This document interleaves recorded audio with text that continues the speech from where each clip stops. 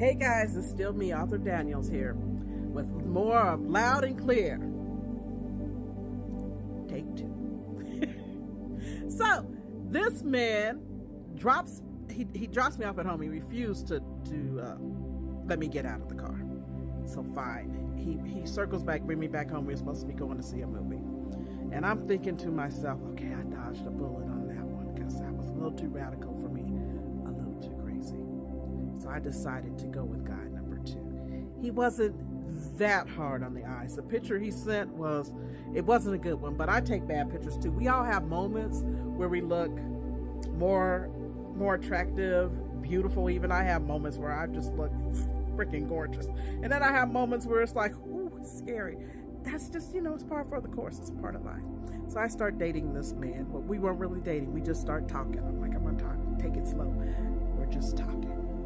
So we came off of the Zeus platform and we're texting one another back and forth. And he seems very interesting. Seems like a very nice guy. So I don't know how much time elapsed, but then we decided to meet up. And the reason why I like the way he could get in there and banter with me. And I try not to be as sexual as I am. I try to hold back on that. But if it's who you are, it just comes out. So, of course, he knew that, I work as a caregiver and I'm also an erotic romance writer. I write under the pen name Danny Daniels, which is a play on my middle name. So we get to talking, and then I said, okay, if you can keep up with me, then I'll continue engaging with you. So I said some things to him. Oh, and he came right back with it. And he was good at it. And he was hanging in there. So then I said, okay, well, I said, let's play a game. And if you pass the test on this game, then I'll agree to meet you. So I said, you got a deck of cards? He said, yeah. I said, okay, shuffle the cards. And if you pull a face card, then we can continue this conversation. We can talk about sex and we can meet. But if you pull a face card, then, if you don't pull a face card, you just pull a regular number card, then it's over. So then he sends me a jack. I don't know what the jack was or whatever. So he sends me the jack. So I said, okay, so we keep talking. So we have these very sexy conversations. And then we agreed to meet.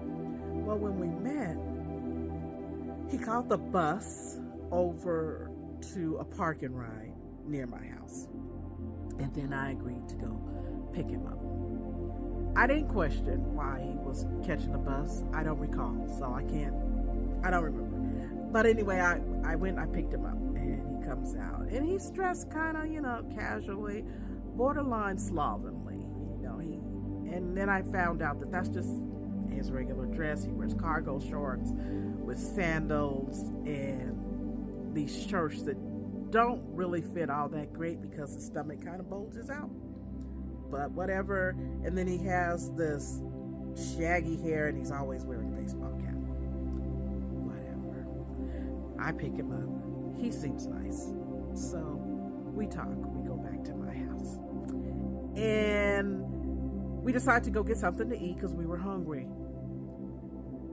I'm not accustomed to footing the bill for men, but I'm also not accustomed to tripping on it.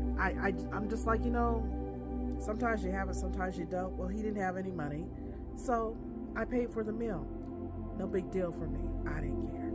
Then we go back to my house and we talk some more, and then we get a little busy.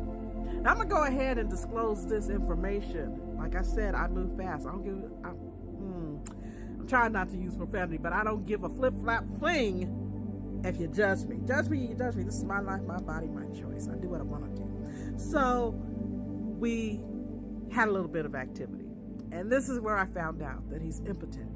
I fell in love with that because I don't want to have to engage in a whole lot of activity with anybody, especially when I move so fast.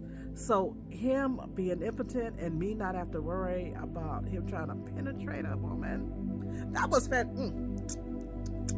delicious for me. And no secrets, full disclosure. I love oral stimulation. I don't like a man that's going to grab my head and push my head down. Don't do that, because I'm already on my way. I am. OMW. Always. Hashtag true story. And I was fascinated because I'm like, he's impotent, yet he can still orgasm. That blew my mind. And his interest was still there. Just because a man is impotent doesn't mean they're still not sexually interested. They still are. They still want that stuff. Yeah. And sometimes it makes them really good with, you know? I don't need to say anymore.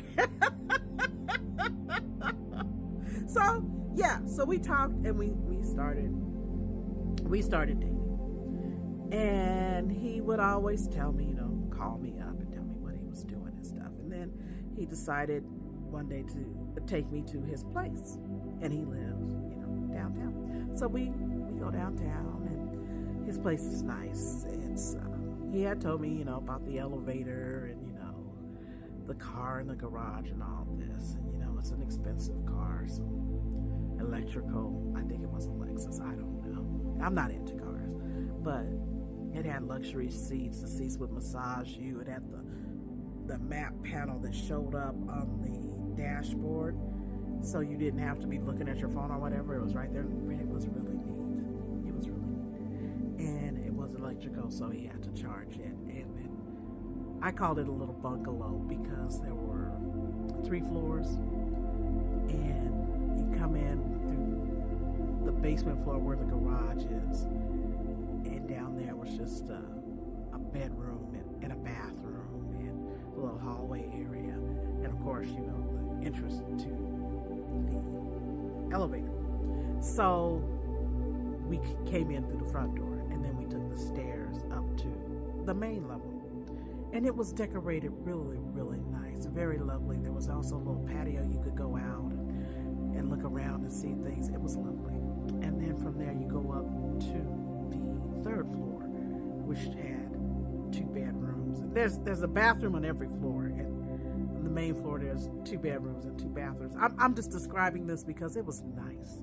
It was really nice, and the views from each floor was beautiful, and the way he had it decorated was just very lovely. And I'm like, I determined this. He didn't tell me this. I was like, oh, no wonder why he didn't have any money when we went out that day. He's house poor. This is a lot of house. This is it.